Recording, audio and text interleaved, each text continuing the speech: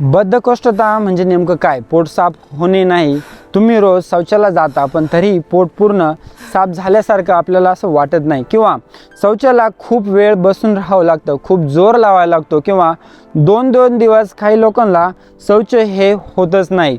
मग हे कदाचित कॉन्स्टिपेशन म्हणजे बद्धकोष्ठतेची सुरुवात असू शकते. ही फक्त छोटी समस्या नाही, हा तुमच्या पचनसंस्थेचा एक महत्त्वाचा इशारा असू शकतो. बऱ्याच लोकांना असं वाटतं की बद्धकोष्ठता म्हणजे फक्त शौच न होणे, पण प्रत्यक्षात तसं नाही.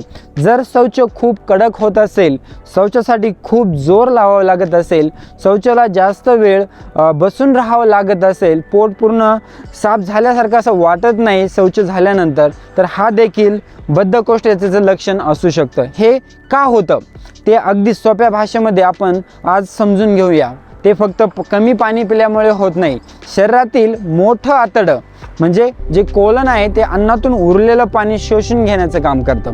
पण जेव्हा मल आतड्यामध्ये जास्त वेळ राहतो तेव्हा त्यातील अधिक पाणी शोषलं जातं. परिणामी आपला जो मल आहे तो कोरडा, कडक आणि बाहेर पडायला अतिशय कठीण होऊन जातो. म्हणूनच शौचासाठी जास्त जोर लावावा लागतो आणि पोट पूर्ण साफ झाल्यासारखं आपल्याला वाटत नाही.